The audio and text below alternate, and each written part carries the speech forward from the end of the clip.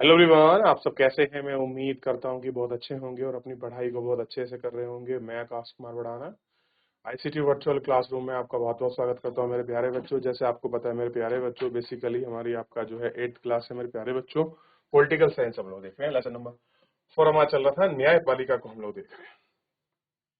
Judiciary system को हम लोग पढ़ रहे हैं और इस सिस्टम के अंतर्गत हमने एक एक करके आपका बात करी। न्यायपालिका की भूमिका को समझने का प्रयास किया कि न्यायपालिका क्या है, किस प्रकार से काम करती है। ठीक है, हमने देखा विवादों को किस प्रकार से निपटाती है, न्यायिक समीक्षा कर सकती है वो। ठीक है, आर्टिकल 143 के तहत, और कानूनों की रक्षा करना और फंडामेंटल राइट्स के लिए उसको क्या क्या चीज को है कि जिनके वो राइट कर सकती है, उनको प्रोटेक्शन दे सकती है। ये सारी चीजों को हमने इसके अंतर्गत देखा और सुप्रीम कोर्ट इत्यादि पर हमने आपका बात की। इन सबको आपका देख लिया। 26 जनवरी 1950 को सारी बातें हुई थी कि हमारा जो सुप्रीम कोर्ट है वो आपका लागू हुआ।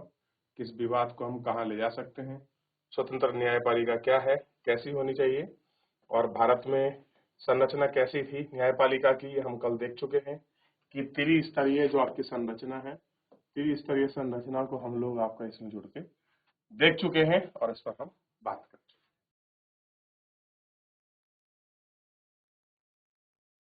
हैं। आगे बढ़े, देख चुके हैं इतना। चलिए, अपील के स्तरों को आप पढ़ चुके हैं कि हम अपील कैसे कर सकते हैं। और कल हमने एक केस भी हमने पढ़ लिया था कि सुधा गोयल जो थी, 20 वर्ष से सुधा गोयल के साथ क्या हुआ था, किस तरीके से उसका अटेम्प्ट किया गया। इन सब चीजों को हमने पढ़ लिया था और फ्लैट पर हमने इन सब चीजों पर आपका एक एक करके हमने अच्छे से बात कर ली, इनको सबको देख लिया। क्लियर है? चलिए, इतना हम लोग पढ़ चुके थे। अब थोड़ा हम यहाँ से पढ़ेंगे न्याय व्यवस्था की शाखा। तो कल हम कौन से मुकदमे फौजदारी के हैं, कौन से क्रिमिनल के हैं, कौन से सिविल के हैं, ये हम देख चुके थे। चलिए दोबारा शुरू कर रहे हैं। विधि व्यवस्था की विभिन्न शाखाएं कौन सी हैं? तो जो विधि है, जो लॉ है, उसी को शाखाएं, जैसे गया सिविल हो गया, इनके अंतर्गत हम लोग रखते हैं। हम जो क्रिमिनल है उसको फौजदारी, जो सिविल है उसको दीवानी कहते हैं। जैसे दहेज हत्या का मसला एक समाज के विरुद्ध अपराध की श्रेणी में आता है, इसलिए आपराधिक फौजीदार कानून का उल्लंघन है। किसका है? आपका क्रिमिनल केसेस का मैटर है। फौजदारी कानून के अलावा हमारी विधि व्यवस्था दीवानी कानून या सिविल लॉ से संबंधित मामलों पर भी देखती है। फौजदारी दीवानी कानून के बीच फर्क को समझने के लिए नीचे दी गई तालिका को देखेंगे। ये कल हमने पढ़ लिया था भाई, कौन से मुद्दे ऐसे हैं जो आपके फौजदारी कानून के अंतर्गत आते हैं, कौन से मुद्दे ऐसे हैं जो आपके दीवानी कानून के अंतर्गत आते हैं। इन सबको हमने देखा, देखने का प्रयास किया, जानने का प्रयास किया। ये हमने इतना देख लिया। क्लियर है? आप इसको देखिए, आपको क्रिमिनल और सिविल के मैटर का कुछ अंतर समझ आया कि नहीं आया? देखिए आप, तो क्लियर होगा आपको। बढ़ जाए आगे।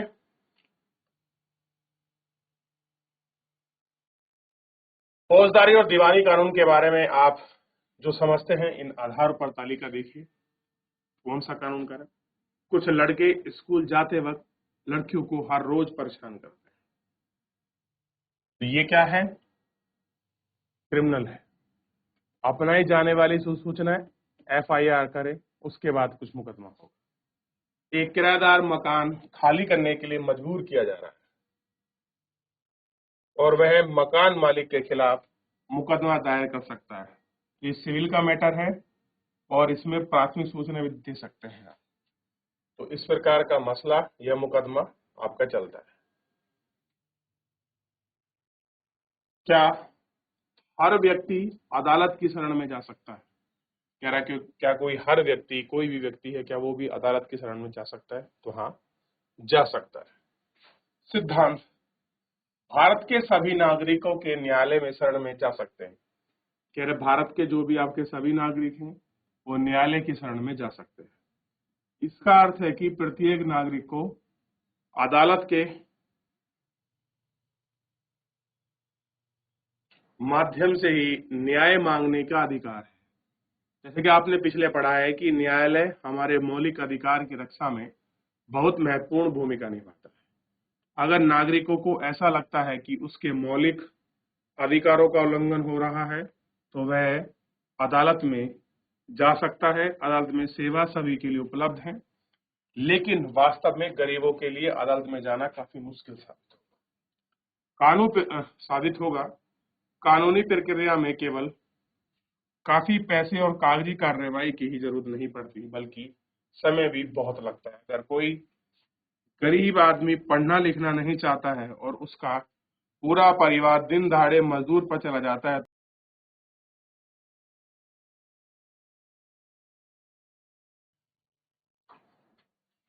अब देखिए, अगर कोई व्यक्ति है तो जगह न्यायालय तो कोई भी जा सकता है, कोई गरीब व्यक्ति है वो भी न्यायालय जा सकता है, हर कोई जा सकता है। लेकिन समस्या की बात यह है कि अपना मौलिक अधिकार की रक्षा करने के लिए अगर गरीब व्यक्ति न्यायालय जा रहा है तो उसके साथ क्या हो रहा है, क्योंकि जब वो न्यायालय जाएगा गरीब व्यक्ति तो उसे अपना काम छोड़ना पड़ेगा, तब वो न्यायालय जाएगा। ऐसे तो नहीं आप गए एक तारीख में, दो तारीख में फैसला आ गया, सालों लग जाते हैं, वर्षों का लंबे समय तय करना पड़ता है न्यायपालिका में, तब जाकर कहीं एक सबूत या एक मौका के साथ तुमको कहीं वो केस तुम्हारा भरी होता है। पूरी जिंदगी वो केस चलते रहते हैं। क्लियर है?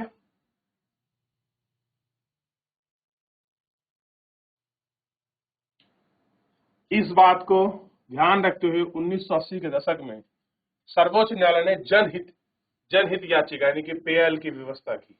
इसके तहत सर्वोच्च न्यायालय में न्याय तक पहुंचने के लिए लोगों की पहुंच स्थापित करने का प्रयास किया। न्याय के किसी भी व्यक्ति या संस्था में ऐसे लोगों की ओर जनहित याचिका दायर करने का अधिकार है जिनके अधिकार का उल्लंघन हो रहा है। यह याचिका उच्चतम न्यायालय या सर्वोच्च न्यायालय में दायर की जा सकती है। यानी कि आप हाई कोर्ट और सुप्रीम कोर्ट दोनों में क्या कर सकते हैं, अपनी पीआईएल को दायर कर सकते हैं। न्यायालय में कानूनी प्रक्रिया बेहद सरल बना दिया गया है। आप सर्वोच्च न्यायालय या उच्च न्यायालय के नाम पर भेजे गए पत्र एंड टेलीग्राम को जनहित याचिका माना जाता है। अगर आप सर्वोच्च न्यायालय या उच्च न्यायालय के नाम से जो भेजा गया आपका पत्र या आपका टेलीग्राम है, इसी को हम याचिका मान लेते हैं। शुरुआती सालों में याचिका के माध्यम से बहुत सारे मुद्दे लोगों को न्याय दिला रहे हैं। मजदूर को अमानवीय दिलाने, व्यवहार सजा काटने और कैदियों को रिहा करवाने, इन सब की बातें हो रही है। क्लियर है? तो भैया अब एक नया मुद्दा है पीएल। पीएल में क्या होता है, पब्लिक इंटरेस्ट लिटिगेशन। मान लीजिए आपके साथ अन्याय हो रहा है, आप कोर्ट नहीं जा सकते हैं, मैं आपके नाम की पीआईएल लगा सकता हूं कि फला व्यक्ति के साथ ये व्यक्ति ऐसे कर रहा है और वो न्यायालय नहीं आ रहा है क्योंकि उसके पास समय नहीं है या उसको जानकारी का अभाव है। मैं उसके न्याय के लिए आपकी तरफ से मांग करता हूं। तो ऐसे भी पीआईएल आजकल लग रही है और ये न्यायिक सक्रियता को बढ़ाने का ही एक तरीका है। क्लियर है? क्या है? न्याय सक्रियता को बढ़ाने का मौका है।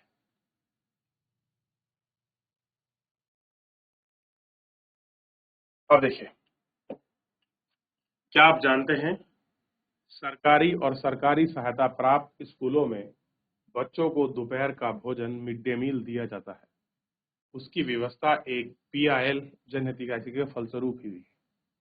दाईं ओर दिए गए चित्र को देखिए कि नीचे दिए गए इनका विवरण है। आप देखते हैं जो मिड डे मील चलता है ना, एक पीआईएल लगी थी, पब्लिक लिटिगेशन, उसमें उन्होंने लगाई और पीआईएल को महत्व को समझाया कि अगर हमको जैसे खाने की व्यवस्था कर देते हैं तो यकीन मानिए बच्चों का परसेंटेज बढ़ जाएगा एडमिशन में, उनका रेट बढ़ जाएगा, लिटरेसी बढ़ जाएगी, उनको न्यूट्रिशन प्रॉपर मिलेंगे, डिस्क्रिमिनेशन जो है, भेदभाव जो है वो समाप्त होगा। इन सारी चीजों को कोशिश की गई। वर्ष 2001 में राजस्थान और उड़ीसा में सूखे की वजह से लाखों लोगों के सामने भोजन की भारी अवस्था हो गई थी और इसकी वजह से अभाव पैदा हो गया। सरकारी गोदाम अनाज भरे पड़े थे, सारा गेहूं चूहों की भेंट चढ़ रहा था। इस स्थिति में देखते हुए people's union for civil liberation ने, एक संगठन ने सर्वोच्च न्यायालय में एक जनहित याचिका दायर की। याचिका में कहा कि संविधान के अनुसार अनुच्छेद 21 में जीवन के मौलिक अधिकार में भोजन का अधिकार भी शामिल है। राज्य की दलील को गलत साबित किया गया। उसके पास संसाधन नहीं है, इसका आधार यह नहीं कि सरकारी गोदाम अनाज भरे पड़े हैं। सर्वोच्च न्यायालय ने आदेश दिया कि भोजन सबको उपलब्ध कराना राज्य सरकार का दायित्व है। लिहाजा सर्वोच्च न्यायालय ने सरकार को आदेश दिया कि नए रोजगार पैदा करे, राशन की सरकार दुकानों के जरिए सस्ता भोजन उपलब्ध कराए, बच्चों को स्कूल में दोपहर का भोजन दिया जाए। न्यायालय में सरकारी बच्चों को क्रियान्वयन करने के लिए रिपोर्ट लिखने में 2 खाद्य आयुक्त की नियुक्ति भी की कि अब 2 खाद्य आयुक्तों की नियुक्ति। तो जो मिड डे मील है वो भी एक PIL की ही देन है, पब्लिक इंटरेस्ट लिटिगेशन के तहत ही ये सारी चीजें हो। आगे बढ़े।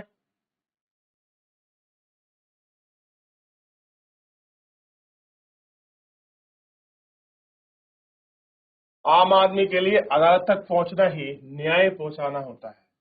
यानी कि आम आदमी की अगर अदालत तक पहुंच है तो हम क्या कह सकते हैं कि ये न्याय तक पहुंच है। अदालतें नागरिकों को मौलिक अधिकार की व्याख्या में एक अहम भूमिका निभाते हैं।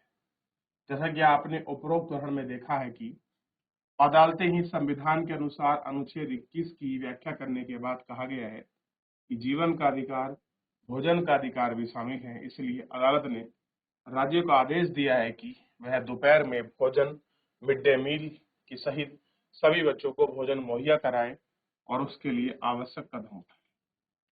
क्या करें? ये सब कदम उठाए और आवश्यक मुहैया करें, ये सारी चीजें।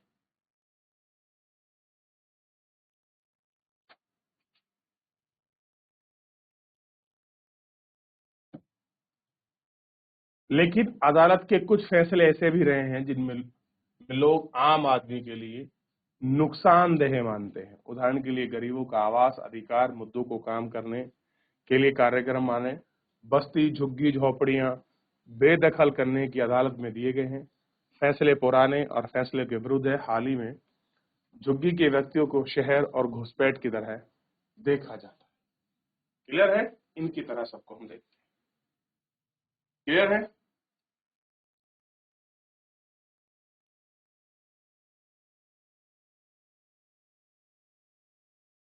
ओल्गा टेसिल बनाम नगर निगम मुकदमे में न्यायालय ने एक महत्वपूर्ण फैसला दिया।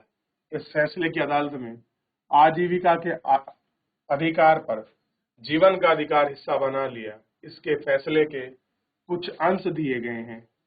इसे पढ़ने से पता चलता है कि न्यायालय के जीवन का अधिकार आजीविका के अधिकार से किस तरह से जोड़ा जाए। उन अधिकारों को कैसे जोड़े, कैसे देखें, हम देख सकते हैं।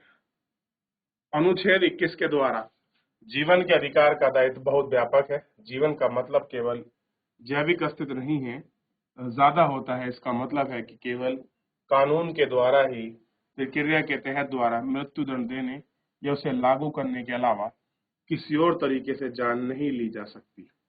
जीवन के अधिकार का एक आयाम है कि इतना ही महत्वपूर्ण आजीविका का अधिकार है, क्योंकि कोई व्यक्ति यानी कि आजीविका बिना जीवित नहीं रह सकता है। क्लियर है?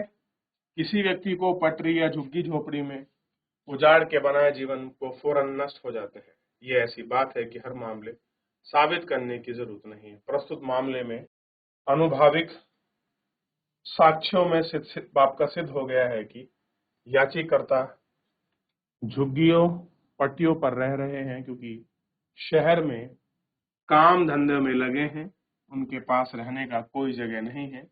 वे अपने काम करने की जगह आसपास की पटरी या झुग्गी पर रह रहे हैं, इसलिए पटरी या झुग्गी से हटा दिया जाता है, रोजगार खत्म हो जाएगा। निष्कर्ष यह है कि याचिकाकर्ताओं को उजाड़ने के लिए वे आजीविका के हाथ धो बैठे और उनसे वंचित है।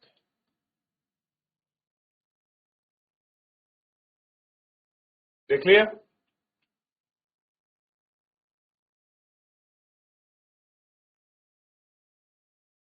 जब पहले फैसले 1885 में ओल्गा टेलिस बनाम भारत नगर निगम के मुकदमे दिया गया, उनमें झुग्गियों वासियों की आजीविका को बचाने का प्रयास किया गया। न्याय तक आम लोगों की पहुंच को प्रभावित करने वाला एक मुद्दा मुकदमे की सुनवाई की अदालत में कई साल तक देरी को ध्यान में रखते हुए अक्सर ये कहा गया जाता है कि इंसाफ में देरी या इंसाफ का कत्ल। अगर आप इंसाफ में देरी कर रहे हैं तो क्या कर रहे हैं आप? इंसाफ का कत्ल ही कर रहे हैं। आप उसका मर्डर ही कर रहे हैं। और ऐसा बहुत बार होता है कि जब इंसाफ में देर होती है। अब सोच के देखिए, हमारा सुप्रीम कोर्ट है, सुप्रीम कोर्ट में 24 पद है, 34, और 34 के 34 वकील मतलब जज काम कर रहे हैं। इतना बड़ा देश, इतने बड़े मुकदमे, इतना बड़ा सिस्टम, 34 जजेस। सोच के देखिए, एक केस का नंबर कितने दिनों के बाद आता हो? कम से कम सुप्रीम कोर्ट में 150 से 200 जज ये होने चाहिए, कम से कम 200 जज तो हूं। उसके बाद उच्चतम न्यायालय में देखिए, टोटल की बात कर रहे हैं, 1069 है और यहाँ 655 कार्यरत है, 624 अब भी खाली। यहाँ कम से कम मेरे साथ 10,000 की भर्ती होनी चाहिए, तब तो कुछ हो। क्लियर है? और जिला और अधीनस्थ न्यायालय, इनको देखिए। इसके बावजूद इस बात से इनकार नहीं किया जा सकता है कि लोकतांत्रिक भारत में न्यायपालिका एक महत्वपूर्ण भूमिका निभा रही है। न्यायपालिका ने कार्यपालिका और विधायिका की शक्ति पर अंकुश लगाया है और अधिकार सुरक्षा की है। संविधान सभा के सदस्यों ने ऐसी न्यायपालिका को बिल्कुल सही सपना दिखाया था, जिसे पूरा करने में एक स्वतंत्र है। हमारे लोकतंत्र भी एक बुनियादी पहलू है। कैसा है? जो हमारा लोकतंत्र है वो भी एक बुनियादी पहलू के रूप में सामने है। क्लियर है? तो ये सारी चीजें हैं जिन्हें आप देख सकते हैं कि भाई क्या कारण है। अब हम इसके बाद दूसरा चित्र को पढ़ेंगे और उसको जानेंगे। एक बार आप गौर करके इसको देख लीजिए, कोई डाउट, कोई क्वेरी है मुझसे पूछ लीजिए। इस चित्र में 22 मई 1987 को आसियामपुर में 43 मुसलमानों ने, कुछ परिजन देख रहे हैं, ये 31 साल से न्याय के लिए संघर्ष कर रहे थे, 31 ईयर से। मुकदमा शुरू हो जाना इतना लंबा हुआ कि किसी कारणवश 2002 में सुप्रीम कोर्ट ने न्यायालय के मामले में उत्तर प्रदेश से दिल्ली स्थापित कर लिया। इससे प्रेवंस कम्युनिस्ट यानी कि पीए के 19 लोगों की हत्या और आपराधिक मामले के आरोप में मुकदमा चल रहा था और 2007 तक केवल 3 गवाहों के बयान दर्ज किए गए। अंत में 31 अक्टूबर 2018 में दिल्ली में उच्च न्यायालय ने आरोपियों को दोषी ठहराया। मई 2007 में प्रेस क्लब लखनऊ की फोटो है। सोचिए कब से मुकदमा चल रहा था और कब तक ये मुकदमा लड़ा। तो बड़ी दुख की बात है कि इतना लंबा न्यायपालिका में सब सिस्टम चलता है। क्लियर है? देख लिया आपने? चलिए, तो मेरे प्यारे बच्चों, इस तरह से जो है हमारा पूरा चैप्टर आपका समाप्त हो चुका है। क्लियर है? अब हम लोग जो है आपका नेक्स्ट चैप्टर में मिलेंगे और उनको हम लोग आपका देखेंगे क्या कुछ है। तो फिलहाल आज के इस लेक्चर में इतना ही, मिलते हैं नेक्स्ट लेक्चर में। तब तक अपना ध्यान रखिए, स्वस्थ रहिए, अपनी पढ़ाई को अच्छे से करते रहिए। मुझसे जुड़ने के लिए आपका बहुत बहुत